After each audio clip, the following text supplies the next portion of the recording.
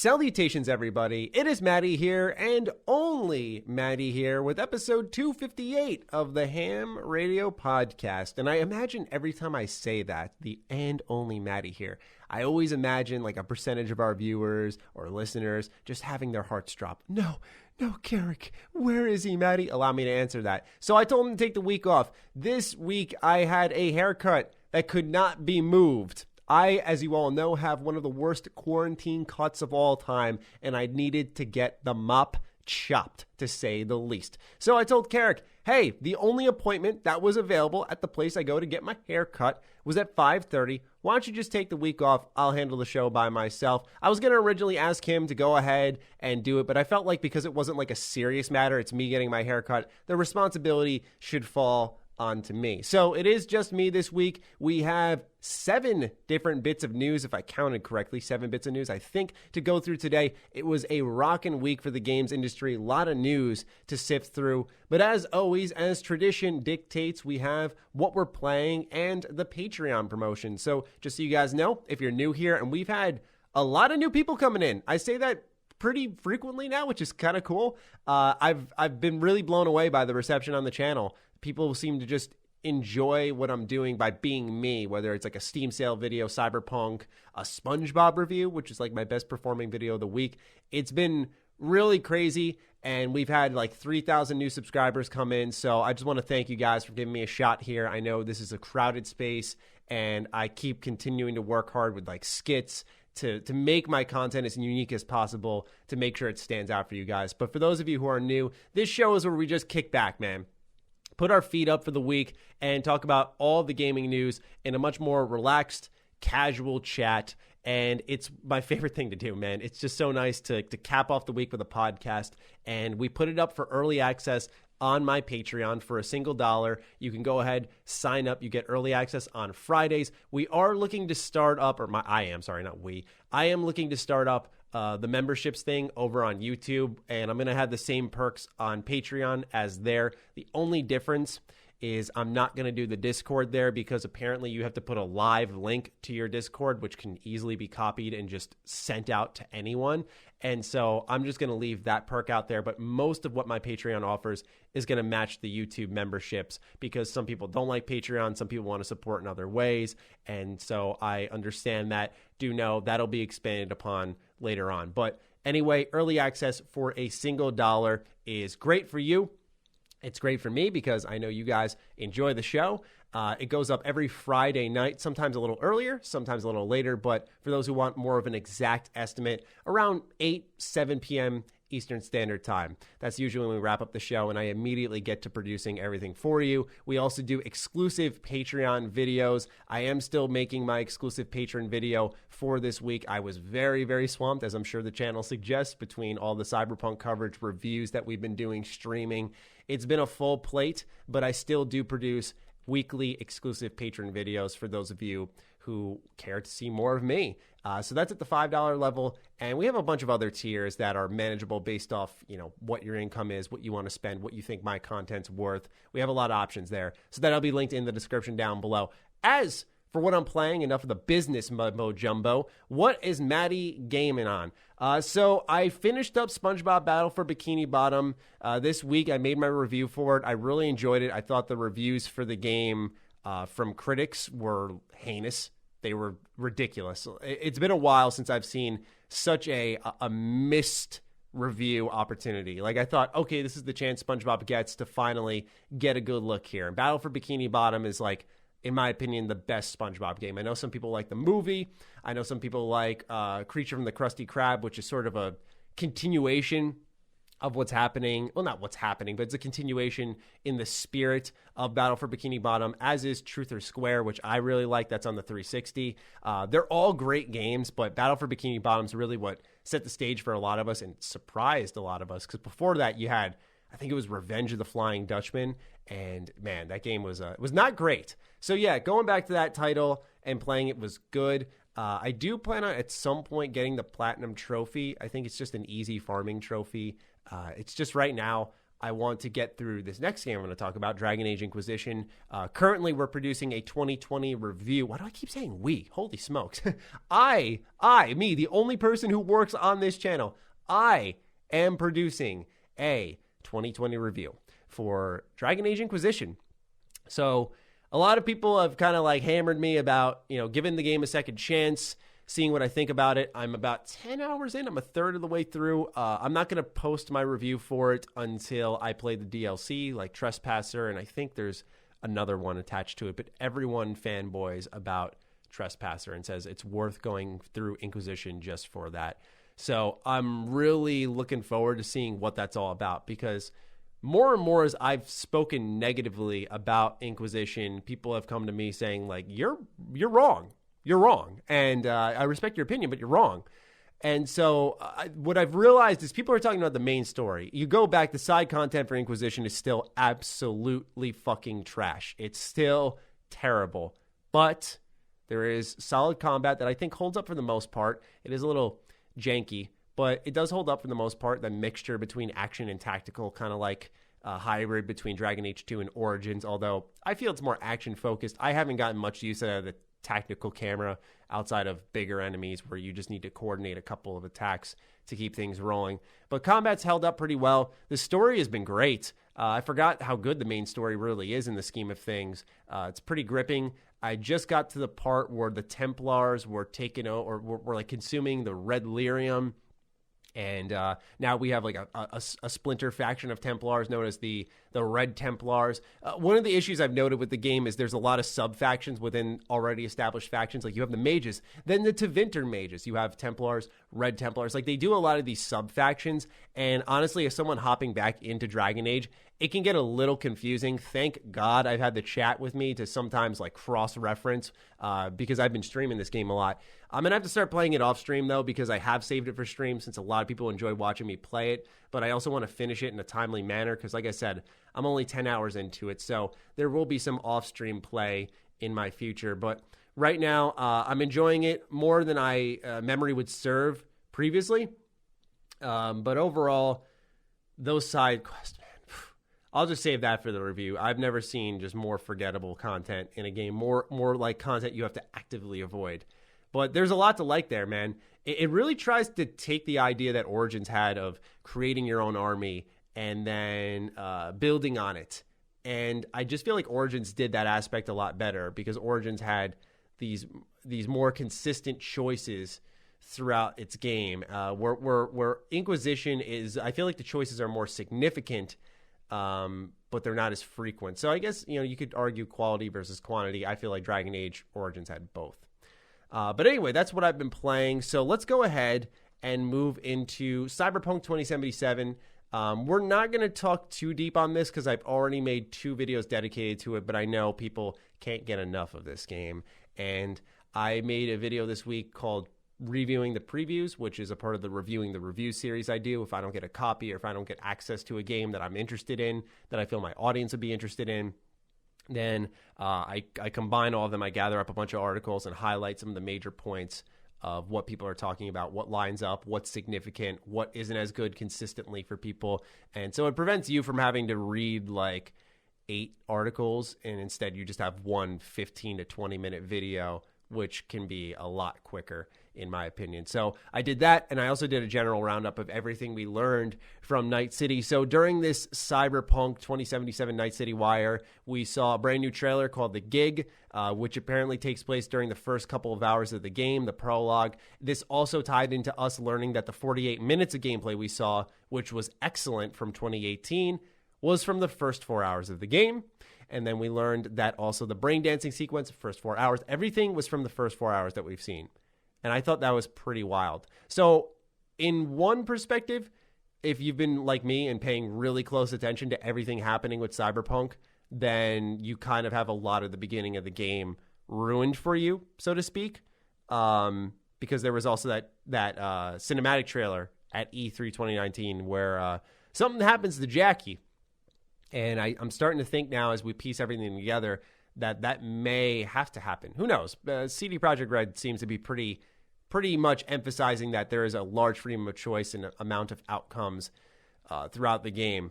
And I think that's just excellent. But yeah, the previews were really strong, really, really positive. You know, there were a couple of notable things like janky driving, janky shooting, maybe not using your skills as often in locations. That's something that may work against the game because every area has to account for all the various play styles that it supports, whether it be stealth, full out guns blazing, and you got to think of hacking, whether it be security cameras or robots and all this stuff. Like, there's so many ways to play the game that I'll be interested to see how the open world supports that. But this game looks like it's really genuinely living up to the hype, which is what has surprised me. There is a lot of love for CD Projekt Red. That's no secret. You know, sometimes I made a video, I think like 2-3 years ago now. I think it was 2017, so 3 years ago, just discussing how I think sometimes the word positive's not right, but the extreme love, like it's on the other end of the spectrum, like they do no wrong, I felt could harm the overall game, because if people believe like this game will be God tier and that nothing will beat it ever, and this will be the best game ever, anything could disappoint you going into launch, which is why I always say just temper your expectations. Try to go in as neutral as possible. But speaking of neutral, this game has really neutralized my ability to not get excited. And you guys know me. I try to consider myself, or I do consider myself, a positive YouTube channel. I feel like I do focus on the good in games as frequently as I possibly can, while still calling out like wrongdoings in the industry when I think it's suitable. But this game, man, like it's got me legitimately excited. I just thought about it all this week leading up to Night City Wire, and since Night City Wire has happened, I just keep thinking about it. So, hey, fingers crossed one day I can preview that game. If not, launch day is going to be one hell of a day because I will be glued to my screen in my chair. It's one of those games that I feel like everyone's going to play. Everyone's going to be talking about it. It's going to be really saturated in the YouTube scene. So we're going to see how videos do with it. I'm going to keep up the coverage on it for those who are curious. I've seen really positive results, and I only make content on things I give a damn about. And I really like this game. I really feel like I'm learning more about the Cyberpunk universe, where I can continue to be a reliable source of information. But as for Night City Wire, brain dancing was one of the main focuses of the gameplay presentation. A lot of people were disappointed with that, and I understand that. I don't think it was really smart to come out with, hey, here's a storytelling tool, and show us like some random guy getting shot in, I think it was like a store, like a grocery store of some kind. I think obviously a little more gameplay of exploration and questing would have done them better, which Kotaku Australia posted.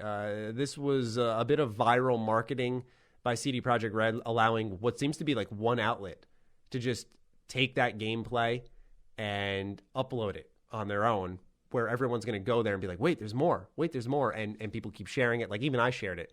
One of my viewers put me onto that term, by the way, viral marketing. And so it's a perfect way to describe exactly what they were doing, because I was like, why wouldn't they put this in Night City Wire? And it's obviously to draw attention to the previews and all the content coverage that these companies and outlets and YouTubers have been doing for the game. But it looks fantastic. There was more questing there, so I would recommend looking it up. I also know Juicehead took that gameplay and re-uploaded it, so if you want to check it out on his channel, because you might be a little more familiar with him, go ahead and give it a look. He also took some of the gameplay throughout Night City Wire, stitched that together, and uploaded it onto his channel. But yeah, Kotaku Australia posted a ton of gameplay, and it looks great. And yeah, there's not much more I can really tack on to this other than I'm very excited, and I will be continuing to cover this game, and I look forward to learning more. All right, so with that out of the way, let's move into our first real bit of news, something we haven't talked about on the channel. All of this information, by the way, is going to come from Game Informer. They're one of my favorite sites to go to. I feel like their write-ups are concise.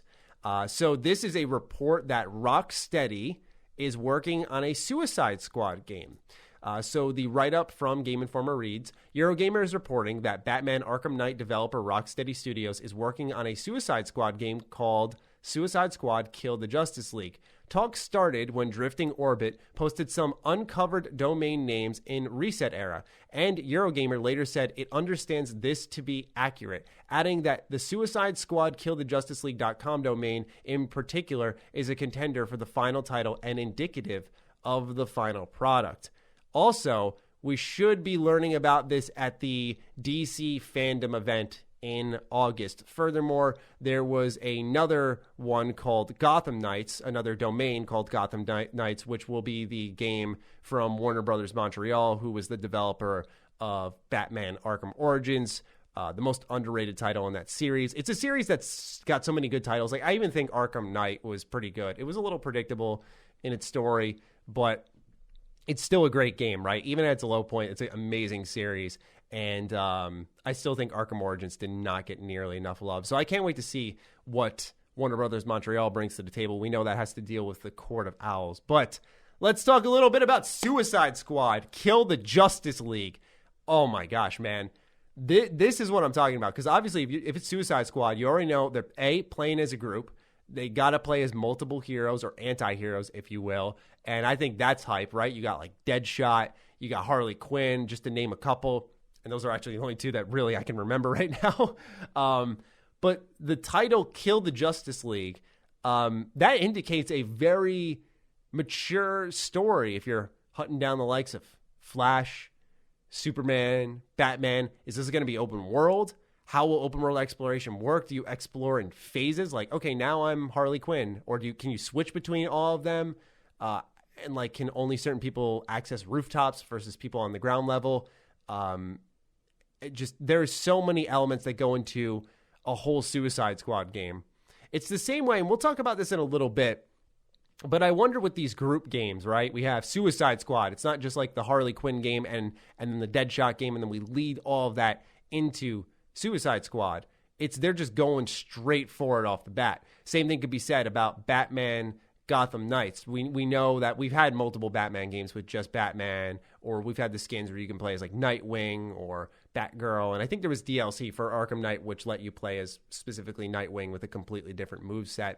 But point being is that there was at least a build up there with Suicide Squad and with Avengers. They're just throwing you into the group, and obviously that can lead to spreading things a bit thin, or at least that's my worry. That's my concern. Don't get me wrong, though. I love the idea of a mature DC-styled Kill the Justice League game. Like, I'm thinking of, and this is a little bit of a spoiler, but God of War 3.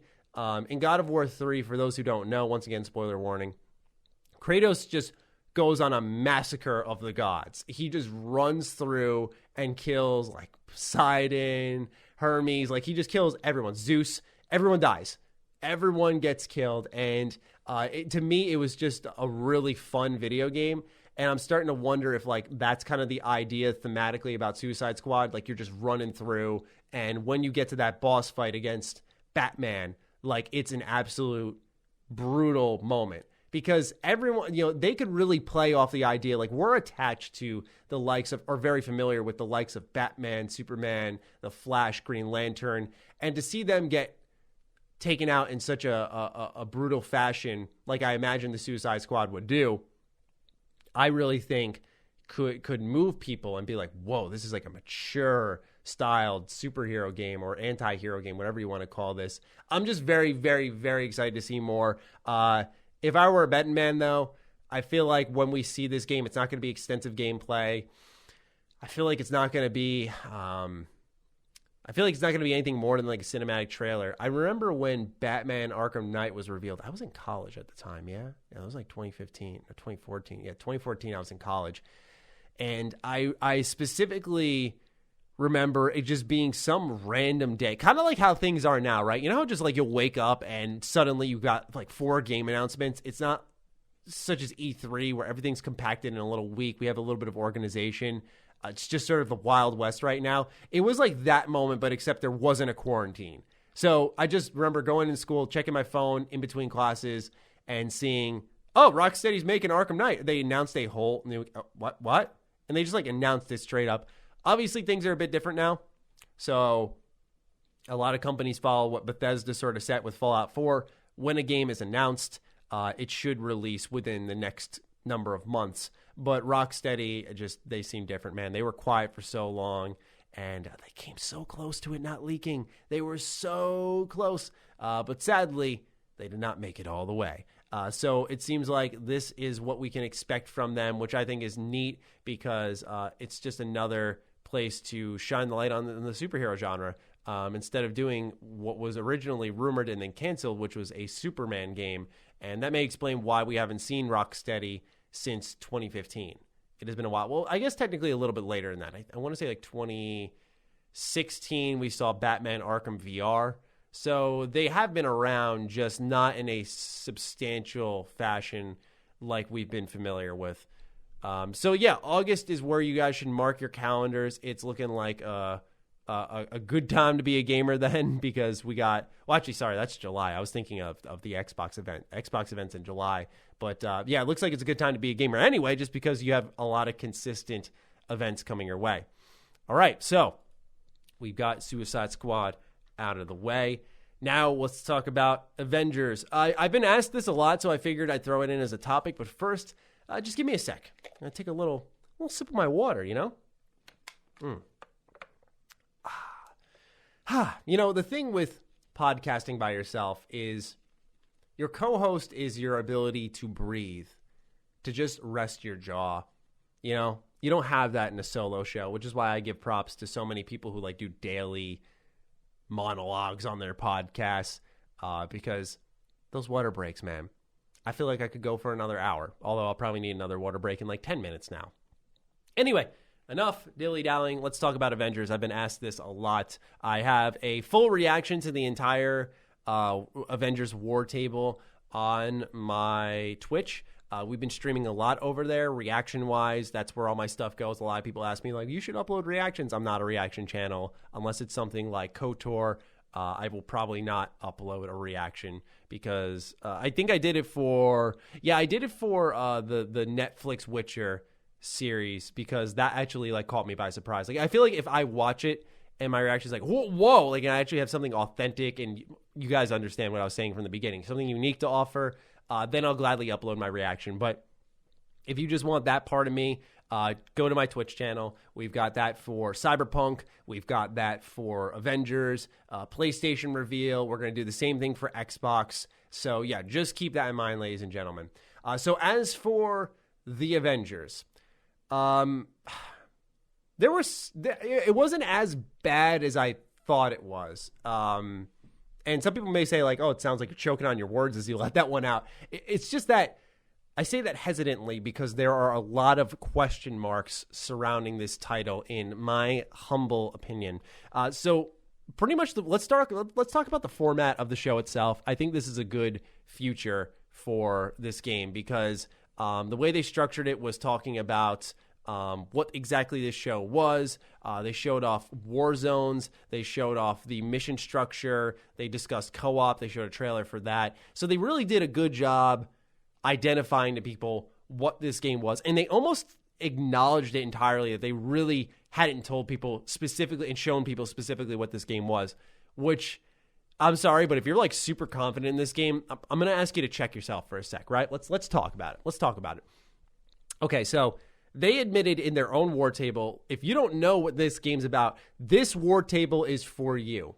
It is, as I record this, June 26th. I think this was on like the 23rd or 4th. Their game comes out in September, and they're now just saying, like, here's what the game is. What? They're hiding something, guys. Let's be honest. Now, as an action game that you would just play with the boys, because it does have a co-op mode, it is like a single-player hub story where you'd like select missions from this hub area, and then you go into these mission zones. Some are like open exploration. Some are more like destroy this, get this. It looks very simple, but it looks kind of fun.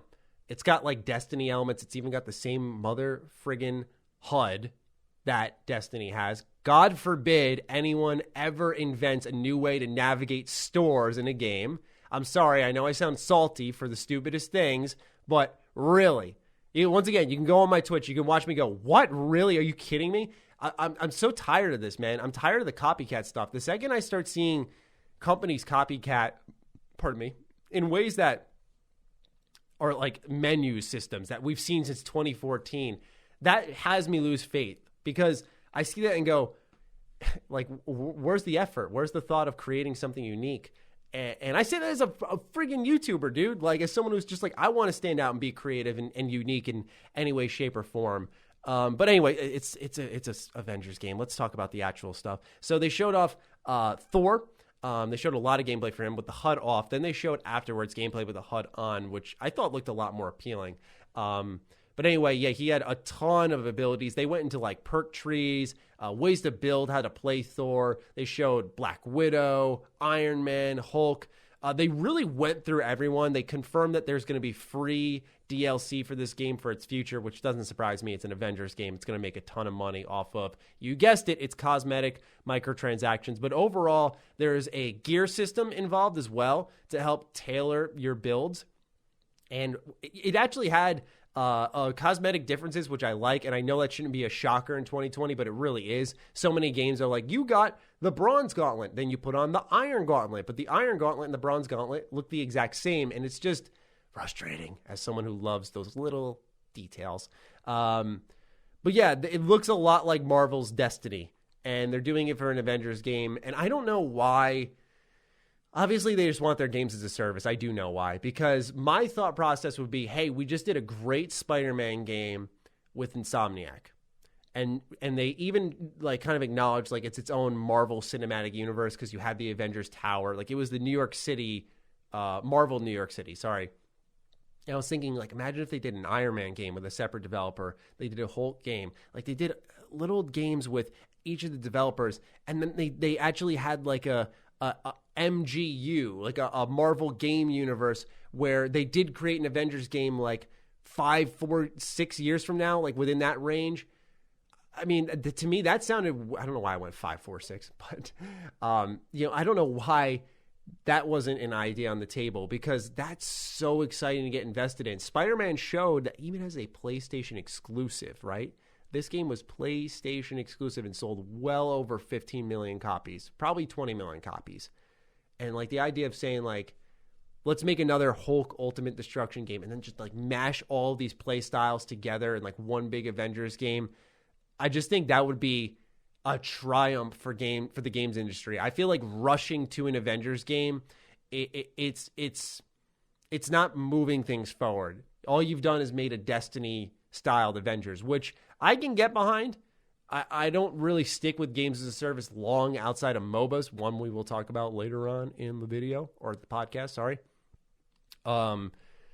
But yeah, I don't really stick with these types of games for a while. I know people do though, and I know Avengers has a big amount of sway, so there will be plenty of people who pick this up. But just the Destiny style systems are a little bit of a pushback for me. The story, however, looks interesting, if not a bit familiar. So it's another one of those superheroes are actually bad kind of tales. After this thing called A-Day, the world is in turmoil and they're rejecting superhumans in general. They also confirmed Inhumans are in the game, so it's a bit of like an X-Men plot at the same time. MODOK is one of the main villains, which is also interesting. But yeah, between Marvel Ultimate Alliance 2, Captain America Civil War, now this, it's like, I have seen this, and Endgame, I've seen this story before where the superheroes fuck up. And it's so interesting to me, but it's so familiar. And that's kind of my my punchline for this game. Looks solid, but it's familiar. So those are my general impressions for Avengers. Didn't blow me away, but looked a little bit better in some regards than I expected. The mission design, as someone who hasn't played it, I don't want to comment on it too much, but it looked like it left a lot to be desired because you had this AIM ship in the air. Thor and Hulk were there, and pretty much Thor just went left, right, left, right, left, right 3 times, and then went into the direct back, and just each time he was taking out like a giant robot. And it just seemed like thoughtless objectives. It had a great sense of production values. It was like huge explosions, lots of things happening, rain was pouring down. It was epic, but it just, in the terms of things you were doing, and especially in a game based off gear, upgrading your characters, all that stuff, to me, it just looked like a game that that could burn out for me pretty quickly. But that's just me. You are different from me. You are your own fantastic person. All right, that's enough about the Avengers. Let's talk about Tales of Arise. This one is a heartbreaker. So let's read Game Informer's article. Tales of Arise made a big splash with its announcement at last year's E3, but we haven't heard much about the project since, something that I noted and continued to research, but still nothing. Today, Bandai Namco gave an update via its social channels, letting fans know that the project is delayed out of 2020 due to, quote, its ambitious nature, end quote, and, quote, to create the best experience possible, end quote. Now let's read the bit of the blog post here that Game Informer highlighted, and I think it's the only important part. Quote, the goal for Tales of Arise is to provide a familiar but innovative gameplay experience to fans of the series, while pushing the technical envelope to deliver a high level of graphical quality to impress both longtime players and those who have never played a Tales of game, wrote producer Yusuke Tomizawa. Quote, we will need more time to achieve the quality and provide the gorgeous experience we envision for our players, end quote. So I really hope that they don't get too carried away with just focusing on graphics here. But Arise has a really big set of shoes to fill, because this is a new producer behind the Tales of series. The person who, I forgot his name, I'm sorry, but he had helped with every single Tales game up until the last one, which I believe was Berseria. And Berseria is great, by the way. It's always on sale. It was on sale on PSN recently for like $5, which is a steal. Such a great game.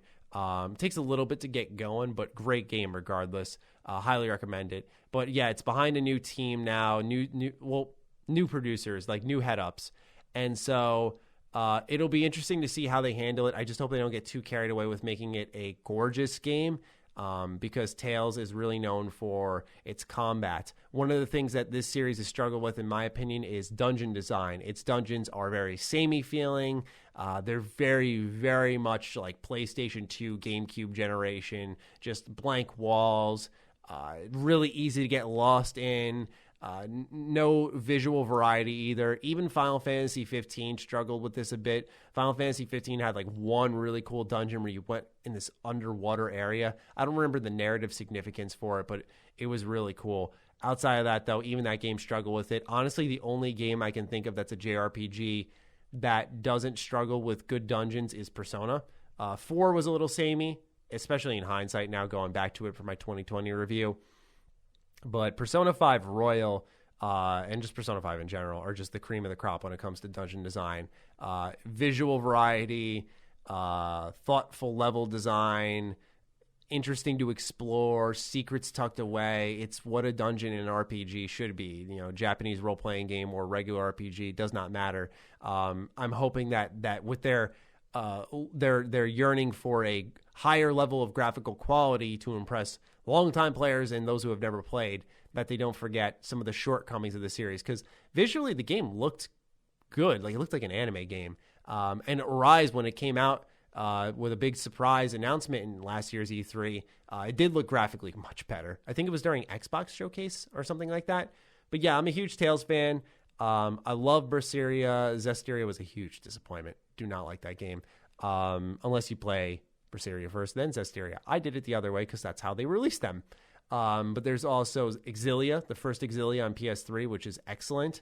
The Tales series is really consistent, I'd say. A lot of people love it for a good reason. It's got solid combat. Great stories are there to experience.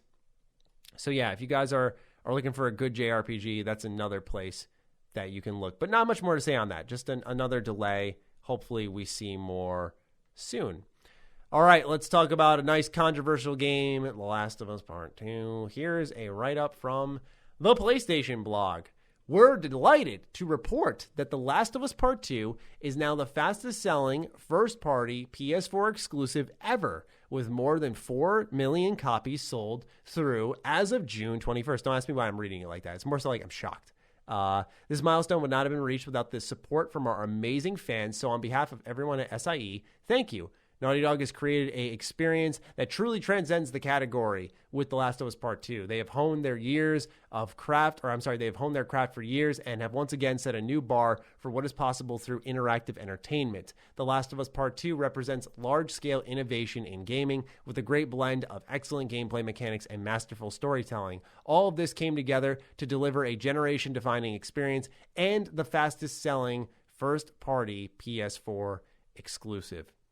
So, despite the leaks, it has found its success, and it appears that some people were calling Jim Ryan a liar. I said that I feel like he might have been posturing a little bit with how he said the pre-order numbers in Europe were higher than Spider-Man. But that meant that the stage was set for this game to be a success, and it's already faster selling than God of War, and more importantly, Spider-Man. The Last of Us Part 2 is selling quicker than one of the most recognizable mascots, or superheroes ever. Probably like the most recognizable superhero ever, in my opinion, outside of like Superman and Batman. That is insane to me. I bought a copy. It's still in the mail. I have not gone home yet today, so I do not know if it's there waiting for me. But I bought it out of sheer curiosity. I had a feeling as things started to turn around for them PR-wise. It started off with when Jim Ryan came out and said, like, yeah, the game's been pre-ordered more than all of our other PS4 exclusives, and it's really setting the stage for something successful. People started to talk a lot more positively about the game and ignore the leaks. It seems like some of the leaks were, as expected, a bit inaccurate, which to my surprise, was to not my surprise. That's why I said in my videos, you can go ahead and check when I was covering the downfall of The Last of Us Part 2, that I was going to wait. I was going to wait and see if what was said, because it was sent to me, I could not avoid the spoilers, if what was said was true, and that there's a chance that it may not be, which is why I didn't want to react to what was happening in the story, because I may have been getting excited or upset over absolutely nothing. And so I'm looking forward to playing it. I'm going to be straight up with you guys. I know some people are like, fuck this game. I'm really looking forward to playing it. I've heard some good things from close friends of mine, from fellow creators, from, of course, we've heard from the critics that it's been good. I did a reviewing the review on this game, and it's actually our most popular rendition yet, which is not really a surprise because people just want to like blast these reviews. But I'm really looking forward to seeing what the story is. I've heard that the first half is hit or miss, and the second half is like a real roller coaster of emotions. It just seems like everyone's got a different opinion on it. That's why I was like, I got to play this for myself, because I can't imagine any review is truly accurate when you really think about it. I've seen friends go, this was a really disappointing game. This was one of the most disappointing games of the generation. This was one of the best games of the generation. This was better than the first one. This one was good. This one was, it had some good beats here and there, but overall, I thought it was a solid game. Like, no one is consistently on the same page. Everyone's taken something different away from this game. That's why I was like, I gotta play this thing, and eventually I'll make a video on it, because it's such like a Wild West scenario, man. Just every man for himself. We don't. Everyone's got a different opinion out there, and that's always been the case with a lot of games. But usually you see it in a more united pocket here and there, that most people are saying the same thing and not getting blasted for it or being questioned about it. And with The Last of Us Part 2, I've heard that even if you don't like the story, the gameplay is excellent. It's very brutal. It's very fluid. So I'm just looking forward to seeing what they've crafted. I've never really been a big Naughty Dog fan. I love the Jak and Daxter series. I've made sure people know that. I've always enjoyed Jak and Daxter. I was not a fan of Uncharted, though. I liked Uncharted 1. I enjoyed Uncharted 2. And I played a little bit of Uncharted 3. But like, none of those games really blew me away. What blew me away from Naughty Dog was The Last of Us 1. That game was top tier. One of the very best games of the PS3 generation. I haven't played in a while, so I don't know if I would just sit here and go one of my favorite games of all time. But it was one of the games that was so impactful for me as I grew as someone who critiqued games. Because I won't spoil anything, but I remember when that game wrapped up, at first I was like, I hated that ending. But it sat with me, and I digested the experience. I was like, you know what? That was really, really good. It was profound. It was different. It highlighted like a human element that I never thought a game could really capture so properly. And so I don't want to lose those emotions that the first game had me feel. I never played the fourth game. If you guys recall, I had my friend Connor review Uncharted 4 for us here on the channel. I didn't play Lost Legacy, although I was offered a code for that one. So yeah, I've always just been like a Last of Us and Jak fan. And so I'm really looking forward to getting my hands on this game and seeing what they have to offer. I figured, given all the coverage the game got through, YouTube and press sites that people who didn't care about games just caught wind of this and went, what is The Last of Us Part 2? And they look up a trailer and go, this looks good. And I imagine that's why a lot of sales are being propelled for this game, but also because it seems like it's pretty good. So lots of success coming Naughty Dog's way, and that's good for them. All right, let's talk about something even more controversial to people. That is Pokemon Unite. All right, so this was the big Pokemon announcement this past week. Once again, through Game Informer, during last week's Pokemon Presents, President and CEO of the Pokemon Company, Tsunekazu Ishihara, followed up the announcements of new Pokemon Snap, Pokemon Cafe Mix, and other announcements by teasing more big news today. That big project Ishihara teased turned out to be Pokemon Unite. The game is created in partnership with Tencent Games and Teamy Studios. Pokemon Unite is a 5v5 team-based game with a focus on being highly accessible while also delivering depth. The game features MOBA-style gameplay with various moves and score locations. Player-controlled Pokemon can explore the lanes of the battlefield to capture wild Pokemon to score and evolve to improve their stats. Of course, you can expect to clash with opposing players on the battlefield. It is free to start, coming to Switch, iOS, and Android. Okay, let me lean back in my chair a little bit. You're going to hear my mic move here because I need to get comfortable for this conversation. Pokemon Unite is a game that actually excited me, and I'm in like the 2 percentile on that one. I was hoping to see Pokemon Stadium come to the Switch. I know some people were hoping for, I think it was like Sinnoh remakes or Let's Go versions of older Pokemon games like Crystal. And I totally understand that. I'm sure that's higher on Nintendo's priority list. The thing is they need more teams working on this series because there's just too many demands to meet and too much money to make. This is the highest grossing property in the world, I believe, Pokemon is. Because I remember making a video back in December of 2019 talking about how Pokemon needs the Assassin's Creed treatment, how it really needs to sort of take a break and gather itself. And maybe focus on like this, these smaller titles, these side titles. Okay, so you guys know I've played a lot of Smite throughout my day, hundreds and hundreds and hundreds of hours of Smite since its beta in, I think it was 2012. I am a newfound League player these last number of months. I've been maining in the jungle. I play a lot of Volibear. I played Shyvana at first. I play Warwick, Master Yi, all the busted jungles. If you couldn't tell, I'm not that good. I'm trying to get better though, because I'm still like even learning how to farm properly and have like a farming route. But anyway, I really like MOBAs. I think they're just addictive in the right way. You never know what how it's gonna come out. And I love how Pokemon changes it up a little bit with evolving, capturing wild Pokemon out there. To level up your character and to have various moves and access to them. Like, it's ripe to be a good MOBA. Here is the problem, Nintendo. It is on Switch, iOS, and Android. The fact that there is no PC version of this game is actually fucking insane to me. Because this has so much potential to be incredibly popular, and it will be popular, but like, let's look at it this way. Why are you throwing up a shitstorm? Okay, Switch's Wi-Fi adapter that's built into it is horrible. I have never had worse connection on something in my house than my Switch. Sometimes my cell phone gives me trouble, but I have good internet. This is my job. I need good internet.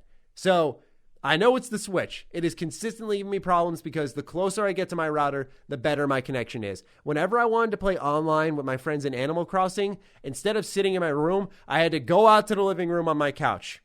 And I don't have a big house, by the way. It's not like I'm living in some mansion. I had to go close in my already small house to my router. The Wi-Fi adapter sucks, so lagging out, connection issues will be a persistent problem. On the phones even. Oh my gosh. It could be worse there. Someone could join your game who's playing on the go. I pray to God that they have an option that can at least make you prioritize, hey, I want to play with only people on the Switch. I only want to play console players. That's why this game needs to be on the PC. There is going to be connection issues up the wazoo. And why does that matter, Maddie? In MOBAs, you need a full team. You very, very, very, very rarely will win in 4v5 scenarios. It is if this game is properly designed as a MOBA like it should be, you need your team. You need to coordinate attacks. If you have a jungler, your jungle needs to gank, help you take out someone who might be giving you trouble, get you pressure on your lane, whether it be mid, top, bottom. It is a team-based game. And you can't play team-based games if you have people lagging out because of connection, servers getting full off the bat. That's my biggest fear. And why, when I didn't see PC, that's when my heart dropped. And I went, man, really? Really? Like, I couldn't believe it. I get it's Pokemon. I guess Nintendo's thing. You want them coming on the Switch. But if you're putting it on phones, dude, put it on PC. That is where this game will thrive. It will thrive. And as someone who needs a new MOBA desperately, it's why I picked up League. I avoided League for years, man, because I got back into Smite around 2017 in the summer, I think it was. I mean, I played it pretty consistently, but that was like the summer I hopped back into it. And then I think I was playing Paragon as well. That was a third-person action MOBA by Epic, which was really stupidly underrated. Got shut down in exchange for Fortnite to keep that supported. So thank you, Fortnite, for that. Man, I'm salty this episode. Holy smokes. But seriously, it got shut down because of Fortnite. You can go ahead and look it up. So the MOBA field got smaller. It used to be really popular, but it got smaller. And I've just needed something new. So I went, all right, fine, I'll play League. I've been enjoying League, but Pokemon Unite, it's that flavor I need. I could get attached to something Pokemon related, especially if it's fun to play and I can run around as Squirtle in the friggin' jungle and gank people as eventually Blastoise late game. That's awesome. Like, that's its niche right there, evolving in the game and changing your moveset yes. So, game has a lot of potential as someone who plays a lot of MOBAs pretty consistently, but I understand why Pokemon fans are a bit upset with this thing, man, because they teased it as a, quote, big project, end quote, and it's a free to start, which who knows what that means. Do you pay for matches? You know, we've seen that already happen. What do you pay for to play this game? Because I'm not going to pay like $20 if the game's going to constantly lag me out or lag out my teammates. That's what's going to be really interesting about Pokemon Unite. I think it has a lot of potential. I understand people's disappointment, but part of it's because I don't know if there were leaks that suggested something else was coming. If that's the case, then I understand people's frustration, but if they're just mad because it's not something that they wanted, I've been in that boat before, but ultimately, like, I don't think it's the end of the world.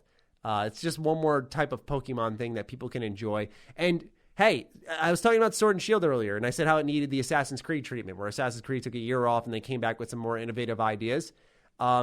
I like that the next thing of Pokemon we're seeing is Snap, which even though I'm not a fan of Snap, we're seeing that. And we're seeing a MOBA. We're seeing actual creative things that are different. Sorry, but in my opinion, Sword and Shield was terrible. It was so devout of any creativity, and it looked terrible for a Switch game compared to other titles on there. I loved Sword and Shield, or I'm not sorry, oh boy, take that back. Reel that one in. I loved Sun and Moon. Top tier soundtrack, felt like it moved the series forward. The combat didn't feel as aged then. It didn't feel like as desperate to innovate. Lots of exploration. I just really, really liked that game. Lots of secrets to find too. Where Sword and Shield just took these open areas and said, let's slap Pokemon in them. And it's a framework for the future that they need to fill out big time. Because even with the DLC, I was watching the Isle of Armor, I think it's called, DLC reviews. And I'm looking at it, and I'm seeing the same wild areas, tons of collectibles, like little Pokeballs that you found stun heals, or paralyzed heals, sorry, and raids with giant Pokemon. I'm just like, really? Really, guys? Like, I just want to see them take some notes from, you know, I talk about the game way too much, so I'm sorry. I'm not biased in this regard, though, I swear. But you take a look at, like, Persona, right? Persona's combat would be just like Pokemon if you didn't have like baton passing, guns, Persona switching, that type of stuff.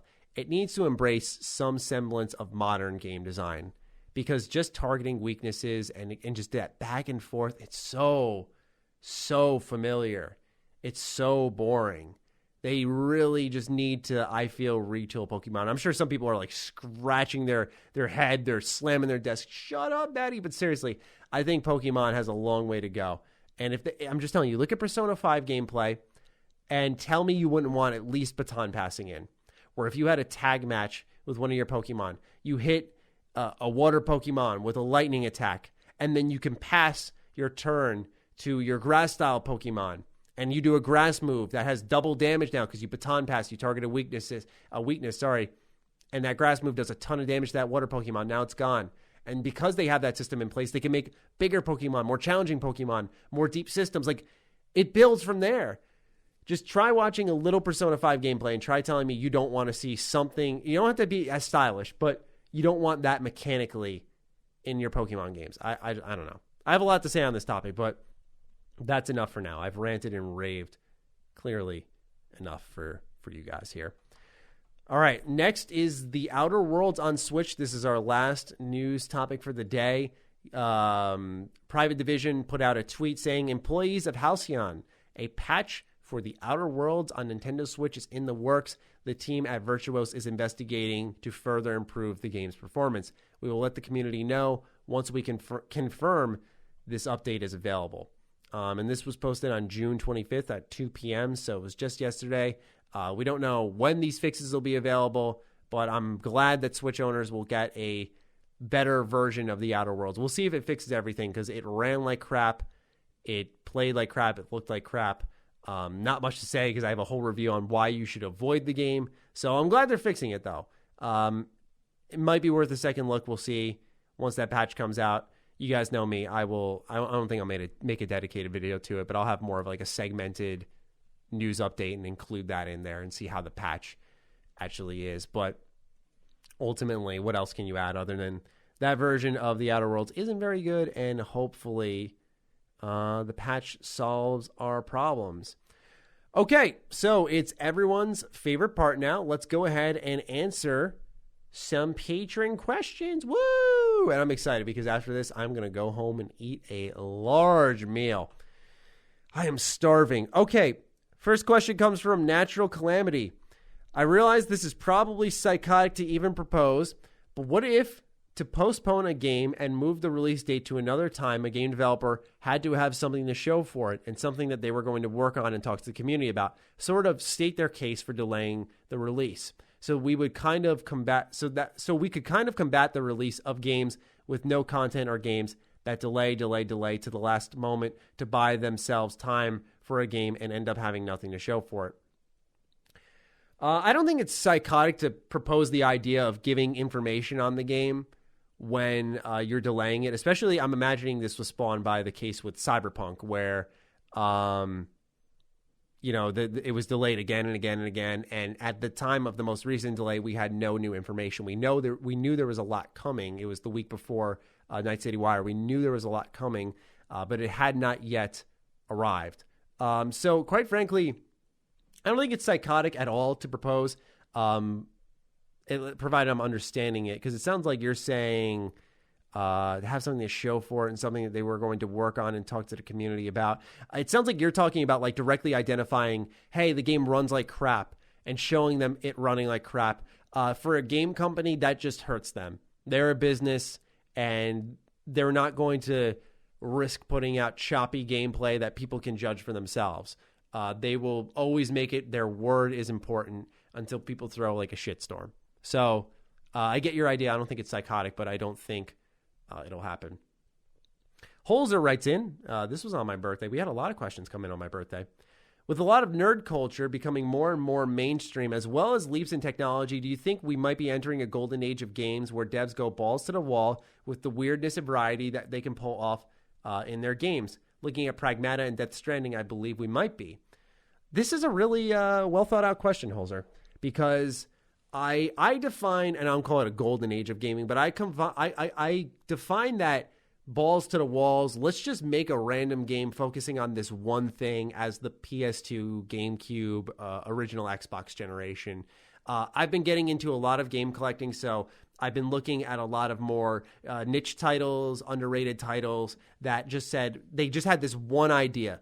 and they went all in on it. What you'll see with a lot of games nowadays is they try to do everything instead. So let's look at Cyberpunk. We were talking about it earlier. You have an open world game that has first-person shooting mechanics that is gigantic with tons of content that accounts for your choice and consequence with origin stories and builds and builds and builds. It's trying to do driving, third-person driving. Once again, it's trying to do everything. Everything. And so I think you're going to see more of that. Games broadening their horizons rather than saying, hey, let's take this. Let's think here. Let's be LA Noire. Let's make a murder mystery game. Okay, what do? You read facial expressions and you use evidence to confirm your case. You can get it wrong. Okay, cool. Anything else? Shooting section here or there, but nothing in the open world. You know what I'm saying? Like, it's interesting because what happens is in those previous generations, we've seen good ideas that have been iterated upon. Not really LA Noire so much. Like, that would be cool to see a true open world game like LA Noire with its detective gameplay, except it's actually like there's more to do than just the cases. I think that'd be cool. Great question, though. Mr. Gorbachev writes in, hey, Maddie, I recently bought Persona 5 Royal after hearing your recommendation in a previous podcast, and I've absolutely fell in love with it. I'd never been into JRPGs before playing Persona 5, so I was wondering if you could give some of your recommendations to a newcomer to the genre. Also, do you think that Persona 4 Golden will come to PS4/PS5? Thanks. Hey, my pleasure, man. Glad to hear you're enjoying it. One thing I've warned people about with Persona 5 Royal is it is a how do I define this? I'm going to connect it to anime. It's the Attack on Titan of anime. It's a gateway JRPG. So Attack on Titan was the gateway anime for myself and many, many other people. I was not a huge anime person. Season 1 of Attack on Titan came out. It was on Netflix, and my friend recommended it. And as someone who was like, I don't like anime, but meanwhile I watched like Naruto growing up on Cartoon Network. But yeah, like my friend told me to watch it, and I fell in love with anime ever since, and I was very open to it. Same thing kind of applies with Persona 5 Royal. It's so damn good in so many areas that even if you don't like JRPGs, it's really hard to not like, unless it's strictly not your style of game. If you don't like the social elements, if you don't like turn-taking combat, I can see how those would be turn-offs, or it's too long. I understand that as well. Just know, though, Gorbachev and anyone listening who's going to be taking some of these JRPG recommendations, that because of Persona 5 Royal, that Persona 5 Royal is a very, very unique JRPG. And I can't think of many games in its genre that even come close to what that game's accomplished. As for Persona 4 Golden, I'll answer that first. Coming to PS4 and 5, I think eventually. I don't see how they could get it off the Vita and put it on PC and then not have it available on PS4 at some point in time. I imagine they're saving it for someplace down the line. I think this was a test. Let's see what people think of Persona 4 Golden. Will people still buy it? Put it on one platform. It was top selling for a while, and it sold so well that Atlas released a survey afterwards where they source what their fans are thinking. They do this a lot to see what they should work on next. And they asked people about another entry in the Persona 4 franchise, kind of like how we have 4, then 4 Golden. Golden kind of expands what 4 is. So something like that, like a sequel to 4. They were asking a lot of pointed questions on Persona 4, which I think means that we'll probably see more ports because there was a ton of success, free money for Atlas there. I'm sure we'll see Persona 3 come to PC. They're going to, because of how it kind of works against itself, because of how successful the PC version of Persona 4 Golden was, they are absolutely going to scatter the releases of all of their ports because it's going to bring them in free checks and rise their bottom lines so easily in maybe slow quarters where they'll go, hey, Q2 of 2021, things are looking slow. Yeah, let's bring Persona 4 out to the PS4 then. Instead of, oh, well, it makes sense we have it here now, let's do it now. They're not going to do that. Sadly, Atlas is a weird company. As for JRPG recommendations, if you like Persona, I'd say go ahead and give Trails of Cold Steel a rip. Very much inspired by Persona, a little bit slower, lower budget for sure, not as stylized, but more political. And that might be, and because it's more grounded, it's less about relationship. It does have bonding, but it's not like the core theme of the game. I think people who like Persona will like that. That's available on Vita, PS3. It's available on PS4, and it's available on PC. So you can try that out. Kingdom Hearts 2 is another one. That's one of my favorite JRPGs of all time. It's just really, really fun gameplay. Yeah, the series is convoluted. My taste for it has diluted a bit, but Kingdom Hearts 2 is like so stupidly good. Other JRPGs I could recommend for you guys. I'm trying to think of I mentioned the Tales of series earlier, Tales of Berseria. You have some repetitive dungeons, but you have great combat. You have a wonderful emotional story. Wonderful. And it's really cheap. Cheap buy-in price. Always on sale. So go ahead, give that a look. Those are my 3 suggestions. Dow writes in, which game do you think Naughty Dog will make next? Another Last of Us, Uncharted, Jack, or some new IP? I think they go back to Jack because I want that to happen. That's all. Ivory State writes in, what is one or several of your biggest issues with video games as a whole right now? Such as annoying trends, lack of a certain type of game, stuff like that. And AC Denton actually responded to him and said, personally, it's the lack of new Scooby-Doo games and remasters. AC Denton's a diehard Scooby-Doo fan, I think, man. He's always talking about it. Hey, man, one day. All right, so a trend. This is a great question. And the reason I say that is because I saw something today where I thought, hey, if I ever had a question about things I don't like in the industry, this would be something I pick. Okay, here's one I don't like. It has nothing to do with games. And yes, it is a little more about my profession, but communication. I feel the communication between game companies and consumers and people like me, as well as press outlets, is trash. It's always vague. Super, super vague. It's something that a lot of creators have expressed to me and have expressed publicly at that. I've vented my frustrations before. There's just because game design is so different from movies. Like when a movie is successful, right? You'll have a movie come out, breaks records in its opening weekend, and like literally within a week, they'll be like, yeah, we're going to do a sequel to that. It did really well. And that's it. People are like, okay, there's more coming. Can't wait to see more. With gaming, I don't know if it's because like, is gaming objectively more complex and difficult than making a movie? I don't know. I'm more knowledgeable in game design, so I would be inclined to say yes, but I can't say for sure. But it's just like with game design, it's secrets for years and years and years. And then when statements are put out or emails are sent, they're friggin' vague too. I would love for some more clear communication. Skooma Vendor writes in, did you guys catch the IGN developer interview for Biomutant? Either way, what are your thoughts on this game? I have this on my schedule. I'm hoping, provided that the news is open enough, that there is room for me to look at this gameplay. I saw it in my sub box. I have it tabbed on my watch later. I have it written down in my video ideas schedule. So my plan is sometimes next week to take a look at that game and see what it's all about. Night City was a question from Natural Calamity. We kind of answered this. Yeah, we answered a lot of this in videos and stuff, Natural Calamity. So I'm just going to answer your one question for now, unless you have more. As I say, I don't revise any of the questions beforehand because I think it's really refreshing for me. Grimblade writes in, what game has your favorite first-person combat? What could other games do to improve theirs?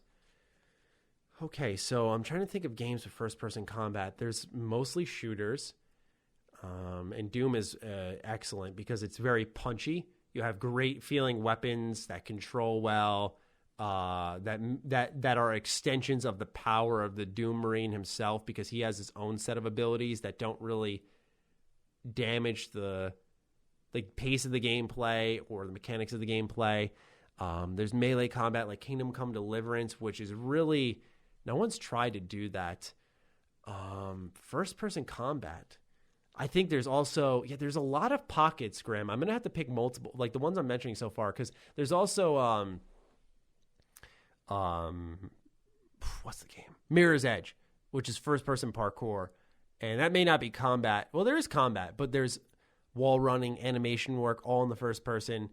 I would say, man, like, I can't really pick one because I like even Dishonored. Dishonored's a little janky when I'm thinking of the first one, but it feels powerful because you have such an amazing tool set at your hands. You could look at like Medal of Honor VR. Like it looks like a World War II VR shooter, but there's like catching frying pans and throwing them at people, throwing grenades back. Like it's interactive. So could that be the best first person combat?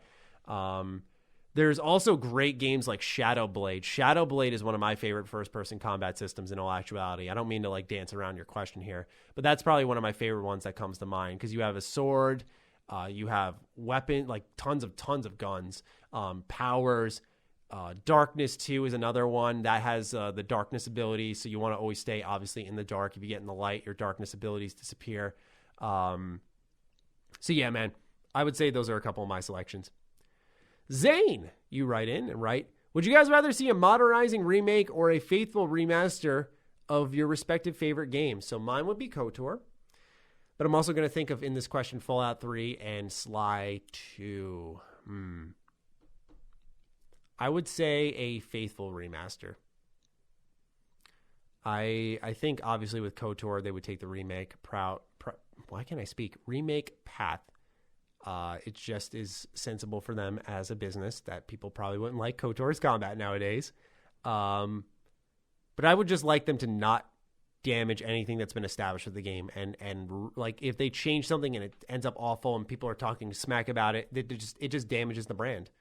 And like KOTOR is relatively, like its worst thing is, hey, KOTOR 2 is really buggy. And, you know, there's not a cliffhanger, but you know there's more after KOTOR 2. And we didn't get that with KOTOR 3, which was canceled in the middle of its development. Yeah, so I'd say for the most part, faithful remaster. Cover Paint writes in, what's the longest you've ever been stuck in a game? Could be a puzzle, combat encounter, or anything else that comes to mind. Had to be a kid with Munch's Odyssey on the Xbox because I got so stuck I bought a strategy guide for that game. That would definitely be it. Coach Blue writes in, gentlemen, I hope you had a pleasant week. Thank you. Question 1. Do you guys think we'd see more innovative titles if more developers/publishers were private instead of public, meaning perhaps we'd see development cycles longer, such as CD Projekt Red, without the pressure from investors, etc.? You also asked us what Karak's favorite thing about me is and what my favorite thing about Karak is. Obviously, he's not here, so we can't answer that. And then we'll answer question 3 in a second. All right, so Coach Blue, for your first question, do we think we'd see more innovative titles if more developers/publishers were private instead of public? Bethesda is private, and they all have first-person games. And a lot of their first-person games, Doom, Wolfenstein, have armor. And while they're very different in a lot of ways, they also are Bethesda's got a brand, and they're rolling with it. Even Deathloop and Ghostwire Tokyo, first person. So I think they're also, Bethesda's on the other end of the spectrum, proof that, and by the way, Bethesda took an exclusivity deal from PlayStation. So they are private. They did have an option to innovate. They instead took the money up front and, yeah. So I don't think so. I think they're just going to act as companies and just make their money where they can. What? Wait, what? Is a hot dog a sandwich? I just saw the emojis. That's why I was like, we'll wait for that one. Is a hot dog a sandwich is what Coach Blue asks. I am the one who says yes. If there is an item between two pieces of bread, you have a sandwich. That's it. We're not going to argue this any longer. Paco Luigi. G'day. What are some ways that the discussion surrounding games as both a creative art form and business venture can evolve? Feel free to expand beyond what I labeled games as if it's too limiting. Best. Paco. Thank you, Paco. Appreciate you writing in, man. Last question for today in this episode. What are some ways that both the discussion surrounding games as a creative art and form and business venture can evolve? I think review bombing is one. Because in the case of The Last of Us Part 2, there may be, I don't know yet, pardon me, my voice is going away now. There may be stupid decisions made in the game. I'm not 100% sure. I've heard some people say that. I've heard some people disagree with that. But giving the game like a 4, that solves nothing. That doesn't evolve the discussion. That doesn't push things forward. That doesn't identify to people. In fact, that probably only what you're trying to do when you review bomb, right? You're trying to get someone to not buy it, to see that score and go, oh man, what's that? That's terrible. I'm not going to buy that. But all you do is go, when someone crosses Metacritic, they're probably crossing it because they've heard something good or bad about the game. And what happens when you go to Metacritic now for The Last of Us, you're going to see something so bad that when you click on the gameplay, you'll see that The Last of Us Part 2 isn't a 4. I'm sorry, it's not, as far as I'm concerned. Maybe as a story, it could be a 4, but gameplay-wise, it definitely isn't. There's no shot. And so I feel like things could be moved forward there where people could be more critical, and I guarantee most people that are dropping horrible scores on The Last of Us Part 2 haven't even played it. So that's one place where I think things can move forward.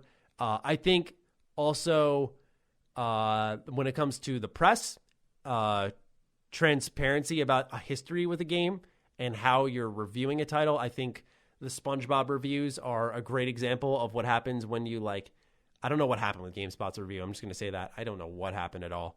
And it's a great example of just transparency on experience with the title and if it's your type of game, where do you stand on those games, that type of stuff.